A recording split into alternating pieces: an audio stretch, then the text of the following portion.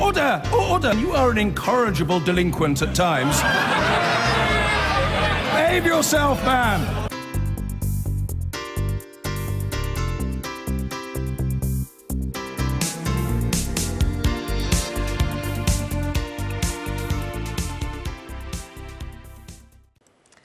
Now, the Culture Secretary, Karen Bradley, has said this morning that the government is minded to refer 21st Century Fox's takeover of Sky plc to the Competition and Markets Authority. On the basis of Ofcom's assessment, I confirm that I am minded to refer to a Phase 2 investigation on the grounds of media plurality. The reasoning and evidence on which Ofcom's recommendation is based are persuasive. The proposed entity would have the third largest total reach of any news provider, lower only than the BBC and ITN, and would uniquely span news coverage on television, radio, in newspapers and online. Ofcom's report states that the proposed transaction would give the Murdoch Family Trust material influence over news providers with a significant presence across all key platforms. Let me make a prediction now. The parties have proposed some pretty minor undertakings in lieu. They always knew they weren't going to be enough to satisfy Ofcom, so the Secretary of State will demand extra conditions, as a result of which she'll get written up as a tough operator. The parties will offer something new, which they always had in their back pocket. The Secretary of State will accept them, as she always planned, and this merger will go ahead. Well, joining us now from New York is Sky's US correspondent Hannah Thomas-Peter, and the Culture Secretary there making 2 points, Hannah, one needing further investigation and the other not. Yes, but essentially the headline is that the Culture Secretary has referred this takeover bid to the Competition and Markets Authority, which is a body that will have a further 6 months to investigate whether or not 21st Century Fox would have too much control over the UK media and news and political process.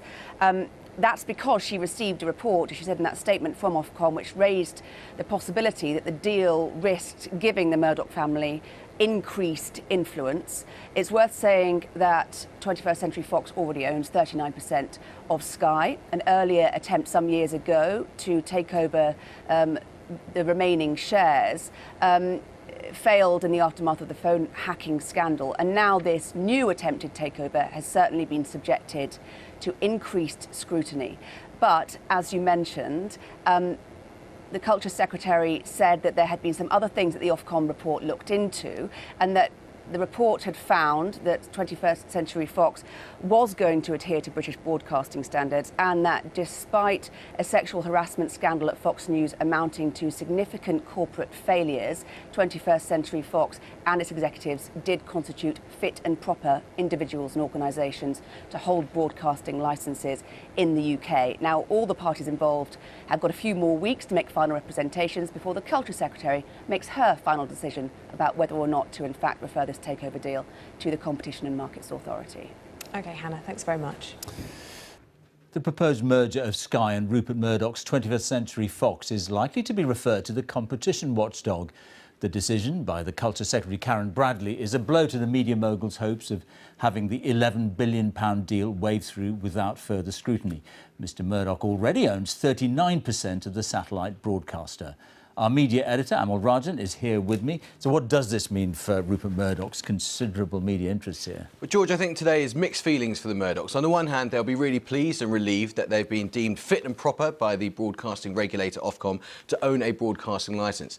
But against that, there do seem to be these lingering worries, despite all the assurances from the Murdochs and Fox, about excessive power and control being in the hands of one family.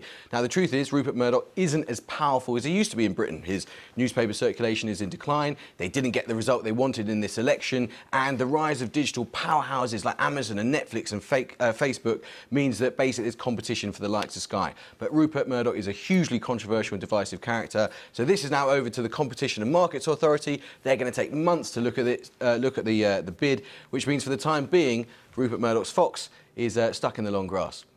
All right, Amal, thanks very much. Thank you. Rupert Murdoch's £1.7 billion bid to take full control of Sky looks set to be investigated by the competition watchdog after the Culture Secretary said she was minded to refer it for further inquiry. Karen Bradley said that the merger risked giving 21st Century Fox even more influence over Britain's news agenda and political process. but she's given both parties 2 weeks to make representations before she reaches a final decision. Our business editor, Siobhan Kennedy, has this report.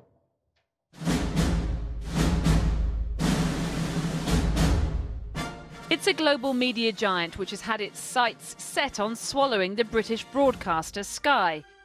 But have regulatory concerns the deal would give the Murdochs too much power threaten to derail 21st Century Fox's takeover plans? The transaction raises public interest concerns. The Culture Secretary Karen Bradley believes it could, and today said she was minded to refer the deal to the competition authorities for closer review. This potentially raises public interest concerns because, in Ofcom's view, the transaction may increase members of the Murdoch family trust's ability to influence the overall news agenda and their ability to influence the political process, and it may also result in the perception of increased influence. Here's the worry. The deal would combine Fox TV's network and Fox Film Studios with Sky, Europe's largest pay TV broadcaster, allowing the combined company to reach 100 million households. And then there's the Murdoch's News Corporation, which owns The Times, Sunday Times and The Sun, with an average daily readership in the UK of around 5 million and millions more page views online. The Culture Secretary's move today effectively postpones her final decision. She's told Fox and the Murdochs of her intent and given them more time to come up with further evidence. But perhaps the bigger controversy is the conclusion by the media regulator Ofcom that Fox is a fit and proper entity to own a broadcasting licence here in the UK, despite a stream of sexual harassment allegations against Fox News in the US. One of the women who made those allegations, Wendy Walsh, seen here on the right, even flew to the UK to present her case in person to Ofcom. In its ruling today, the regulator conceded all the allegations were extremely serious, but said there was no clear evidence that executives, including Rupert Murdoch at the parent company Fox, were aware of misconduct prior to a major case hitting the headlines in July 2016, which resulted in the sacking of Fox News boss Roger Ailes. Ailes has since died, stalling a key US federal inquiry into those allegations and business practices inside Fox News. So, on the evidence available to Ofcom, Fox, for now, can be deemed fit and proper. Can I urge the Secretary of State not to do a grubby deal with the Murdochs? Because we know their history. As my right honourable friend from the front bench said, they break every undertaking they make, from the Times to the Wall Street Journal. But can I also ask about fitness and propriety and indeed broadcasting standards? I do wonder, Mr. Speaker, what does it take to be declared unfit and improper to hold a broadcast licence? On balance, the Murdochs are probably breathing a sigh of relief today. They've been found to be fit and proper, the big hurdle, and the ball is now firmly in their court to come up with an acceptable solution to ensure the editorial independence of Sky. To many, bar the shouting, this merger is beginning to look more like a done deal. Siobhan Kennedy, Channel 4 News in Westminster. And just to clarify, that merger deal would be worth £11.7 billion. Well, joining me now is the Deputy Leader of the Labour Party, Tom Watson, who played a significant role in bringing the News International phone hacking scandal out into the open. What do you fear if the Murdochs are allowed to go ahead with this takeover? I think there are two issues on this, Christian. Firstly, I just think their media dominance would be too great. I think there are already too many media organisations in too few hands in the UK. But secondly, on this fit and proper test, we just think the corporate culture, the history of the corporate culture created by the Murdoch Family Trust, it could actually sort of pervert these institutions. You know, Sky is a great TV company. It has independent investors that keep it clean, open, you know, sticking to every regulation. And we've seen that when there's complete ownership, bad things go on at Murdoch companies. And there's a history of them failing to honour their commitments to guarantee journalistic independence over time. the Harold Evans and the Sunday Times, talked to James Harding at the Times, talked to some of the newspaper bids bought in Australia, talked to the newsroom at the Wall Street Journal. I think they'll tell you on and off the record, if they're still working for the company, that they think there is political interference in their news reporting. And Sky's a great TV company. I think we should go out of our way to try and protect the independence of its journalism. I mean, if Russia can own Russia Today, if Iran could own Press TV before it was shut down, it used to employ the Labour Party leader at times, I mean, why can't Rupert Murdoch own a TV channel? Well, as it happens, I think that we should also be looking at how state-run news organisations broadcast in this country, because I'm not sure whether we should just allow them to be treated in the same way. So you'd close down Russia Today, would you, in Britain? I wouldn't necessarily close it down, but I just think we need to call it out for what it is. It's state-run propaganda, it's not news. Well, that's not what Jeremy Corbyn says when he goes on it.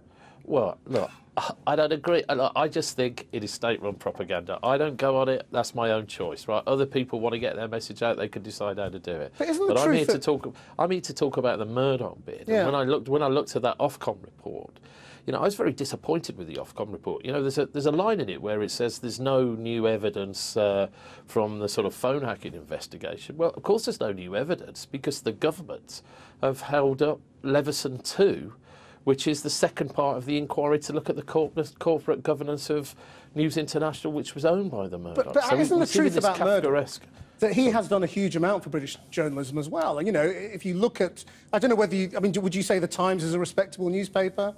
You know, he already owns a huge chunk of Sky and Sky News, which you've already said is a hugely respectable organisation. He's put huge amounts of money into building the media and building digital media in this country, and yeah, it seems he just gets torn to shreds.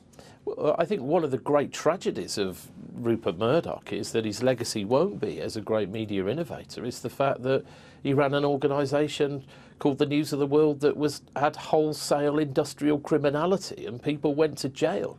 And there are still civil cases going on right now with allegations of phone hacking, blagging and destruction of evidence at the Sun newspaper. The compromise last time James was that Murdoch, the guy that might be running Sky News in 6 months' time, is facing a civil case in September where he'll be in the dock in the High Court answering for what went on in his watch when we were at the Sun newspaper. The compromise last time was that Sky News could be spun off, could be separated from Sky and therefore wouldn't be owned by the Murdochs.